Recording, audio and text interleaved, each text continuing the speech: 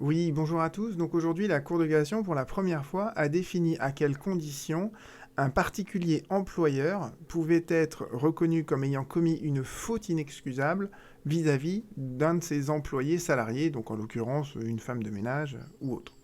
Et c'est la première fois donc que la Cour de cassation se prononce sur cette question, et la question qu'elle devait trancher était de savoir est-ce qu'on doit retenir la même définition de la faute inexcusable pour un particulier employeur que pour une entreprise qui a de nombreux salariés, ou est-ce qu'il faut adapter cette définition à la particularité de cette relation de travail où l'employeur n'est qu'un particulier et qui vient juste avoir une aide ponctuelle pour notamment le ménage quelques heures par semaine.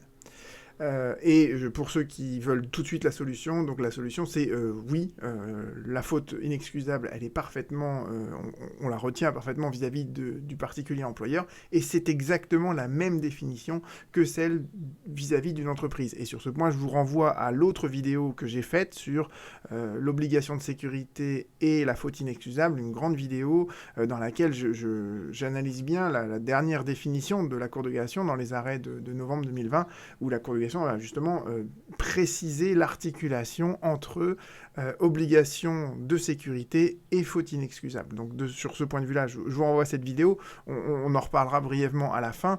Là maintenant, je voudrais analyser avec vous cet arrêt, parce que c'est toujours intéressant de lire un arrêt de la Cour de cassation. Les faits sont assez simples. Vous aviez donc un particulier employeur qui habitait à Paris, qui avait une maison secondaire dans le sud de la France, vers Toulouse apparemment. Et donc il avait donc un employé de maison qui devait sans doute nettoyer la maison avant que les Parisiens arrivent dans leur maison secondaire.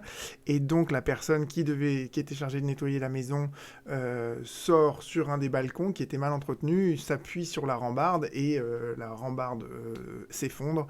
Et donc le salarié tombe et chute et se fait donc, nous dit la Cour de cassation, de graves blessures, comme vous le voyez apparaître ici.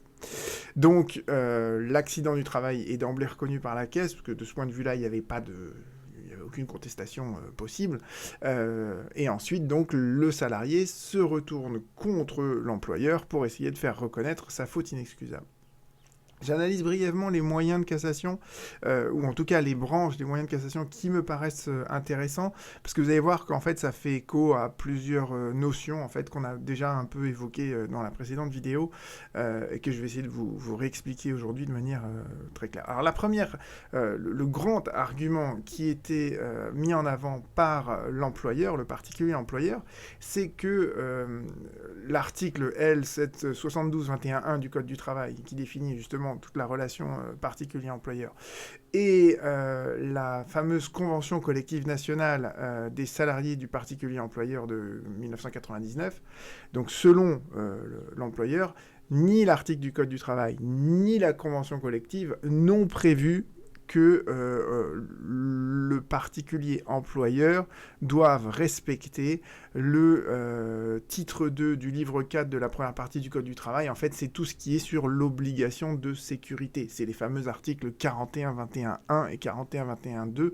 dont j'ai déjà parlé dans la précédente vidéo et dont on va reparler juste après. Donc en fait, la première thèse de l'employeur, elle était assez forte, elle était de dire le Code du travail et la convention collective qui est applicable ne renvoie pas à l'obligation de sécurité dans le Code du travail, donc on ne peut pas apprécier ma faute inexcusable au regard de cette obligation de sécurité, puisque cette obligation de sécurité ne s'applique pas à moi. Argument qui est quand même, vous voyez, assez redoutable si jamais la Cour de cassation devait l'accueillir, et elle l'a rejeté, je vais vous expliquer pourquoi. Et la deuxième chose que proposait l'employeur, alors ça fait sourire quand on voit ça, cette phrase, il proposait ici en fait que la faute inexcusable de l'employeur soit caractérisée au regard de cette définition. C'est-à-dire une faute d'une gravité exceptionnelle qui dérive d'un acte ou d'une omission volontaire, etc. Et bien cette définition-là, en fait, de la faute inexcusable, c'est la définition qu'on retenait de la faute inexcusable en 1941. C'était la première définition de la faute inexcusable. À partir de 2002, après les arrêts amiantes, on avait donc une obligation de sécurité qui permettait de caractériser la faute inexcusable. Et dans les arrêts de novembre 2020, dont j'ai fait la précédente vidéo, on a encore articulé mieux cette obligation de sécurité et la faute inexcusable. Donc la deuxième thèse de l'employeur, c'était de dire, bon, admettons qu'on puisse caractériser une faute inexcusable de la part d'un particulier employeur, et bien dans ces cas-là, il faudrait qu'on remonte à la définition de 1941, une définition qui était quand même plutôt dure à caractériser vis-à-vis de l'employeur.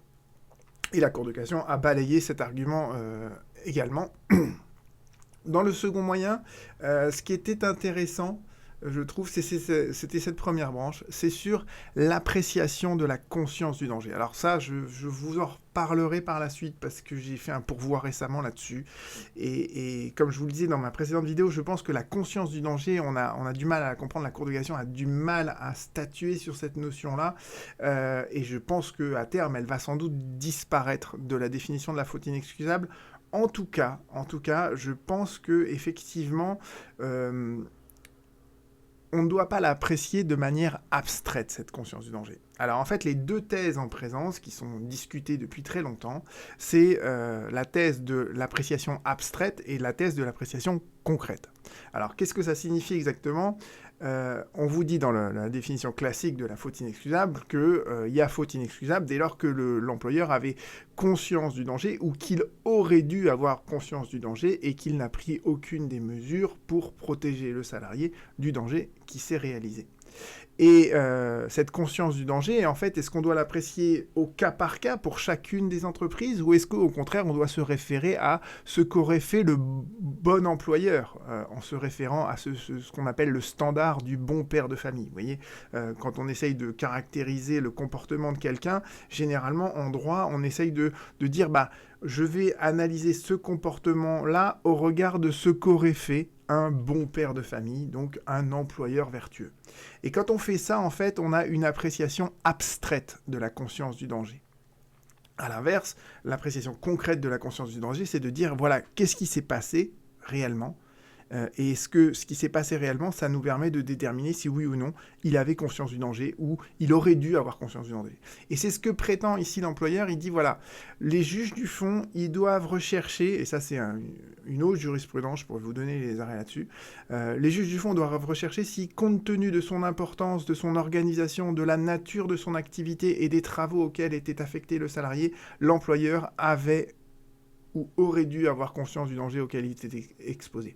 Et la Cour de cassation, elle avait retenu cette phrase à propos en fait du contentieux de l'amiante, et notamment elle avait reconnu cette phrase pour les grandes entreprises. En fait, cette phrase, elle permet de dire dès lors que vous êtes une grande entreprise avec des milliers de salariés, voilà, compte tenu de son importance, de son organisation, une organisation qui est avec des gros services RH, des gros services de sécurité au niveau de l'organisation du travail et tout, et bien dans ces cas-là, en fait, c'est plus facile de caractériser la conscience du danger. Parce que les moyens de l'entreprise étaient tels que c'est beaucoup plus facile de montrer qu'ils auraient dû avoir conscience du danger, qu'ils avaient nécessairement conscience du danger et qu'ils n'ont rien fait. Et là, en fait, c'est intelligent de la part de l'employeur, il reprend la même idée, il reprend cette solution de la Cour de cassation en disant « Oui, mais alors là, on est vis-à-vis d'un particulier employeur, un petit gars tout seul dans son coin. » D'accord ? Donc la conscience du danger, elle doit s'apprécier au regard de son importance. Son importance, elle est chétive. Son organisation, il n'y a pas d'organisation, il est chez lui. Je veux dire, qu'est-ce que vous voulez lui reprocher ? La nature de son activité, mais il travaille par ailleurs. Il est pas employeur, c'est pas son activité physique d'employer des salariés en vue de quelque chose. Non, là, c'est juste quelqu'un qui vient à son domicile faire du nettoyage.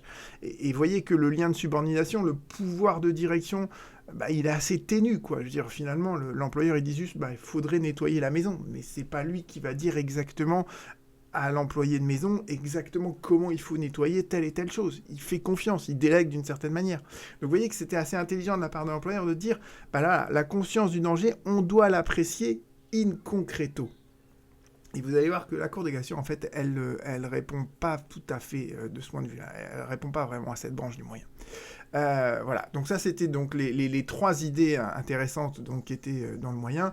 Le moyen est assez long, donc je passe sur les autres branches qui sont des branches un peu processuelles, un peu de la technique de cassation qui n'a pas beaucoup de portée.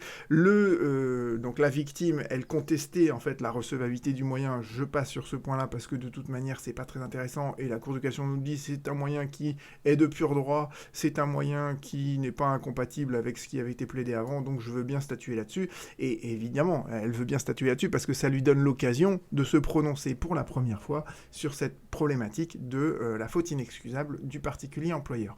Et voilà la solution. La solution, elle est dans ce paragraphe 7.